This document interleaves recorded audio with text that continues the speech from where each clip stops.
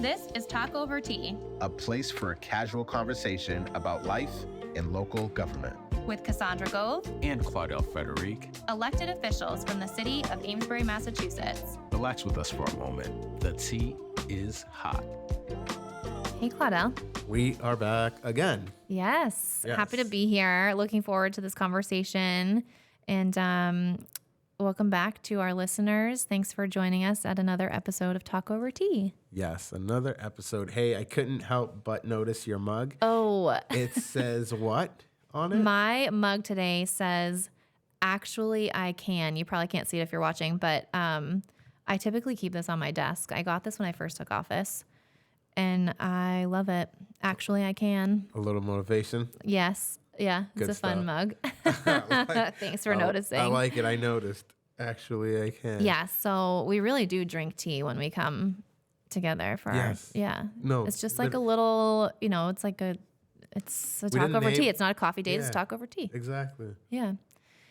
So I have been just anxiously awaiting the chance to chat with you about something. And there's, things going on in town that make it more relevant, but I think it's relevant for any community and the public to sort of think about. But I've been thinking about it a lot lately is sort of what is the expectation of the public for their municipality, city or town, and the officials to be responsive to, I'm going to say, market conditions. Like, what do people really expect for people like you and I to be able to do, to take action, to sort of react to what's happening around us in the economy, in the market, in in our city. And I don't know what that means, but I just thought we could talk about it. Okay. So to be responsive. Yeah, like to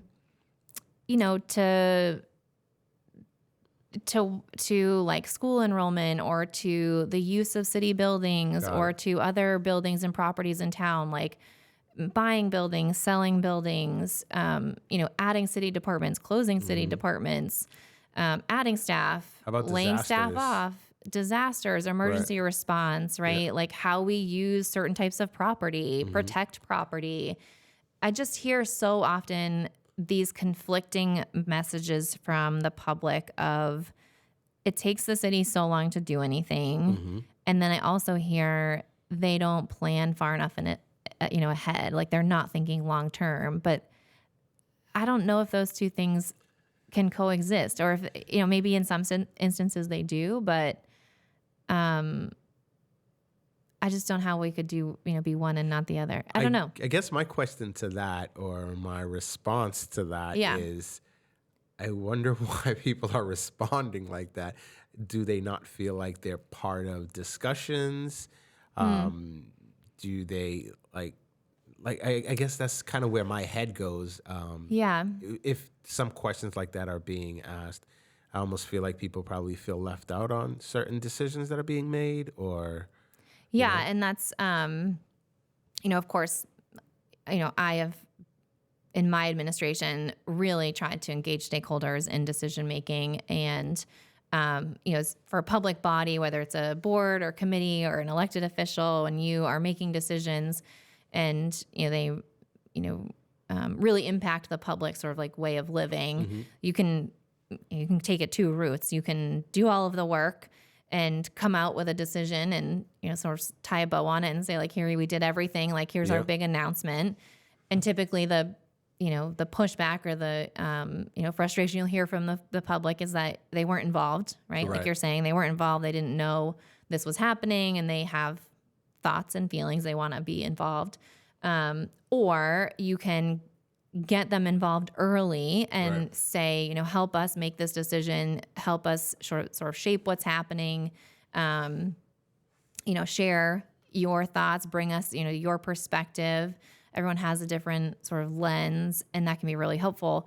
And then often the pushback that you're going to get and frustration you get in that instance is, this is premature. I can't believe you don't have the answers. Why are you even considering this? You haven't thought about X, Y, and Z. And it's sort of like, well, that's, yes, that's the point. That's why we're here. And maybe even you have thought about it, but you want them to weigh in and sort of like you want the public to think about it too. Right. So, it's sort of like 6 of one, half does the other. Like, you just decide as a public official, like which way do you want to take and, how involved do you want the public to be.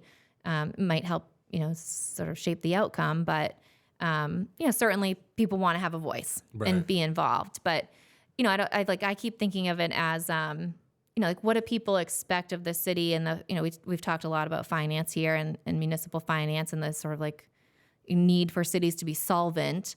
How much of that do people understand and, or expect their city to sort of take losses, right? Like if there's an opportunity to look at an operation, an asset that is losing money and make a change that may save money in, a short term, but even that is sort of like subjective, right? Like what is short term? To me, it might be 5 or 10 years. And to the public, maybe they think, it's not worth it if it's less than 20 years. Like, do you want us to take that initiative to save the money in 5 or 10 years? And, maybe we have to reopen the building or we have to add the staff back in 10 years. But like, what's acceptable for us to take for losses? Is it, what is that expectation for people? It's I've been thinking a lot about it. I think there needs to be a lot of flexibility on both ends, but more so the constituents, the expectation. I think there's big decisions being made, and you can't expect, like you mentioned, there's no crystal ball here. Yeah. So it's not like we could say, hey, doing this is going to lead to this in 3 years exactly. Yep. So you have to be flexible in kind of saying, hey, right now, here's what we're dealing with. And the options are this. I mean, it's not, I don't think it could be made on, here's what's comfortable right now. Because what's comfortable right now is probably not really working for the city. So you have to be flexible with these things. To me, that's the only way it makes sense. If you're not flexible, how can you be ready for anything that's coming, like we mentioned, a natural disaster? Something happens that leaves you with no option. Like, what are you going to do? Maybe what you need to do is not going to be the best or what you really wanted to do, but it's what's going to be best for the city, like right now.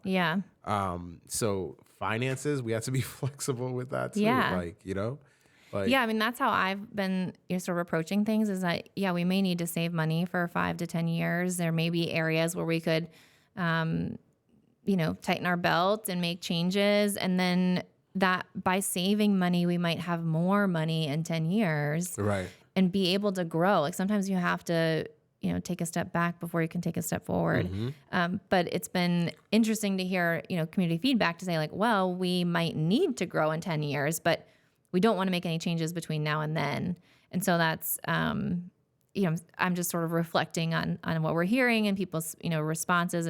It sounds more like we expect the city, our cities and towns to be like our retirement funds, like take the losses, just give us a like steady gain for the next 40 years. But like you're the ones funding the bill. Like the taxpayers are the ones that have to take that hit. I mean, there's no, like that's who it's impacting. And I don't know if that sort of, correlation is there, but, I think it also has, probably has something to do with the trust they have in the people making the decisions. Right. And, that probably plays into the transparency and communication, like you said, too. Right. But so let's kind of use an example like zoning. Yeah, that's a great example. So that's maybe doesn't feel as monetary. So what about zoning? So like zoning changes, they're being made because where I feel like any zoning change that's made anywhere, it's because there's change that's coming down the line for a city, either growth or like lack of housing, which everybody's dealing with right now.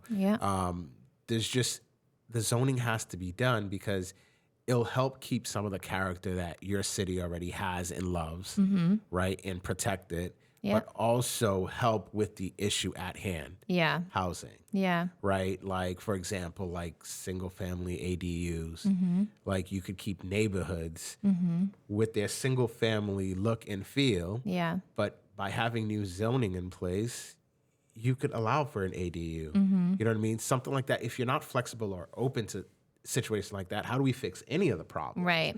You know what I mean? So that's the response. The response was the zoning change or putting something like that forward. But you also have to be flexible to be like, hey, yeah, we're going to have a little bit more density here. You can't have it both ways and win.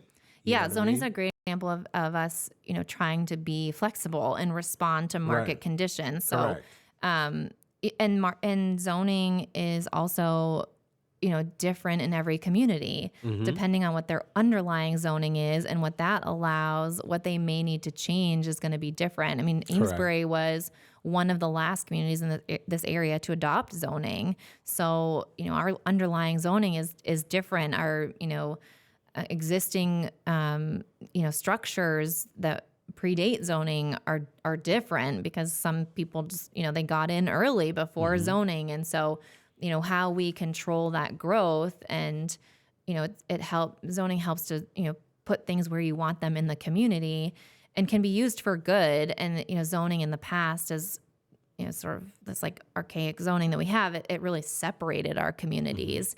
And, I think, for a long time, no one wanted to touch zoning. It was sort of, people believed zoning was there to protect them and, and sort of like their property. And it was sort of like a barrier. But, if we think about how people lived, a long time ago, and not even that long ago, really, we had corner stores and we had markets and we had cafes and, like candy shops and dry cleaners on the corners. Like people were able to walk, and we've, talked about that before too, like walk to everything that they need. And when zoning came in and sort of separated like commercial use over here and residential use over here, it really changed the way we live. It made us reliant on cars. So the zoning we're putting in now is a demonstration of us being flexible to the way people want to live today, right? They want that sense of community. They want to be able to walk. We want to, we've realized the impact we're having on the environment, right? So that's the climate impact, the environmental, components. And so, yeah, it's a great example of us being responsive, which people, for the most part, seem okay with. Right? Like that's an okay way for us to change, really make, frankly, like big changes in the way we live and operate. And I mean, we're rewriting our code. That's a big deal. But there's other ways that we're trying to be responsive that people are sort of throwing up their hands and saying like, no way, no change, no thank you, stay out of here. But at the end of the day, I think we know that people don't really like big changes all at once. But I feel like a city is not a small thing to run. No, it's not. So, we've got an $80 million budget here. And we are the smallest, if not the smallest, one of the smallest cities in Massachusetts. So so some things are going to require big change. And some responses are going to have to happen quicker than others.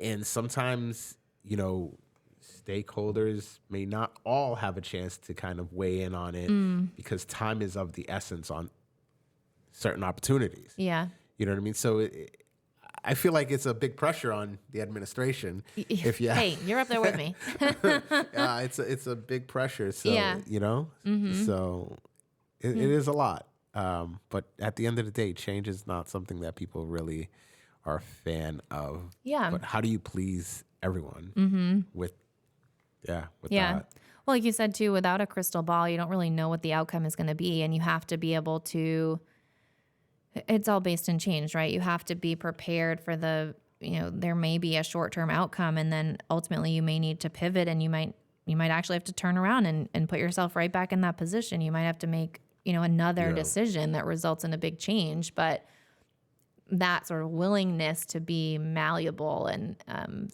make those decisions, that flexibility, it is so important. And, I guess I've always sort of seen myself as a change agent. Like I've sort of always been in organizations where we can react and move things. And again, that sort of feedback, like, well, government's slow and, they don't make decisions, quickly. And so I think sort of sort of modern, there's sort of contemporary, like modern needs for cities and towns to respond to that require us to move faster. Right. And we are going to need to find ways to bring folks along with us. How's that? Yeah. Well, yeah. That's our job. We're going to have to find that's folks. it. Yeah. Because, yeah. Mm-hmm. Because if you wait on everybody, Yeah. nothing's going to get done. Yeah. It's a tough one. Yeah, it is definitely touchy. Yeah, it's been interesting to see. And it's, it's happened for years. It's not a new problem either. Right. I was thinking earlier about like libraries. Libraries sort of went through this cycle too of everyone thinking, well, libraries are going to close, so we don't need to renovate libraries. And, well, here we are, everyone's using libraries. So, everyone's back to thinking about renovating libraries. Mm-hmm. But in places where that sort of vocal group won, they stopped the library renovations or, changed the sort of trajectory of those. And, like that sort of cycle has lived through that everyone thought, well, in 20 years, they're not going to need a library. Well, it's 20 years later and everyone's using the library. So, you know what? I feel like there's some changes that we're kind of skipping around or kind of talking around here. But I feel like what needs to happen with after change is a resource to support people that are affected by some of these changes. That's kind of what I'm thinking. Because no matter what you do, some of these changes are going to happen. So the problem is, it seems to be like, okay, after this is done, then what are you going to do about this? So how about we just talk about what resources or things that could be in place to help people that are affected by this change? yeah. Because I feel like that might be an even more effective thing. You know what I mean? To kind of talk about or even think about, because it's inevitable. Yeah. You know what I mean? People will be affected by any change. Right. So. Yeah. The more we can do to work with them Right. before, during, after, I think all really important. Yeah, exactly. Yeah. So maybe during the conversations, maybe that should be taking place versus like, we can't do this, we shouldn't do this. Okay, you're scared. Yeah. I get it. So like, what can we do to help with that fear? Because we need to make a move here. Yeah. That's a good perspective. Yeah. So resources. Yeah. Well, I hope if you're listening, this is interesting to you. And if you have thoughts on, sort of maybe you're reflecting on your own feelings about change and your own expectations for your city or town, share them in the comments, send us a DM, let us know sort of what you think as you consider our role in having to make decisions like this and bringing the public along. Yes, everybody's going for the ride. Yeah. Yeah, so that was great. I don't know if we have anything else. Do I have a fun question for you today? Do you have a fun question? I don't have a fun question. Tell me about something fun you've done lately. Oh, we just came from a vacation. You did? We were in Bahamas. It was pretty cool. A nice little getaway. Yes, we were only gone for a few, but it was good. It was good to disconnect. Yeah. For sure. It was definitely good to disconnect. Did you actually disconnect? Did you like put the phone away? Yeah, my phone was on airplane mode. The whole time? For like 3 out of the 4 days. Wow. It was on airplane mode. And then there was one day I had to kind of do a little bit of work. Yeah. I'm so impressed, especially as a realtor. You're always on. So yeah, as soon as we ported, I had to get internet, take care of something. And then I went back on airplane mode. But other than that, I did disconnect. It was good. Oh, that's great. It wasn't for long, but it was good. Very cool. Much needed. That's How about great. you? Anything? This will tell people when we've recorded, but we've had a really fun string of events in town. Fall is sort of our season. If you don't live around here or you're not familiar with Amesbury, the fall in New England is hard to beat. But we have just had our car show. We have the Carriagetown Car Show, and I spent all day there. It was so good. I think it was just like record-breaking turnout. They had over 300 cars. I think there were cars that couldn't even get in. They had to close the gates. So we close our downtown, and a whole group of volunteers make this happen, and they did a great job, and parked over 300 cars and had so many volunteers, and so many people turn out to check everything out. So the car show was just a little while ago, and it was an awesome day. We had beautiful weather, so many people, and you missed it, but it was really good. That was great. And some other fun events in the last couple weeks too. So another one I went to was the police versus fire softball game in the stadium, which was awesome. Who won? The police department won. Okay. Yeah.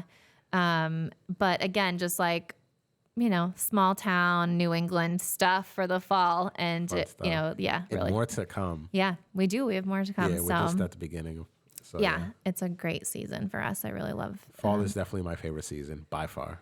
Okay, I'm not going to say it's my favorite. I do love summer, but fall in New England is again pretty hard to beat. So I'm sure I'll see you out there at some other great events in the upcoming weeks. Yes, and this was an interesting conversation. I hope that folks weigh in too. And thanks for listening to another Talk Over Tea. You can find us on Spotify, Apple Podcast, and on YouTube if you want to actually watch us. Yes. And watch us, please. Yeah, we'll see you. We'll see you back here and at the next episode. See you guys soon.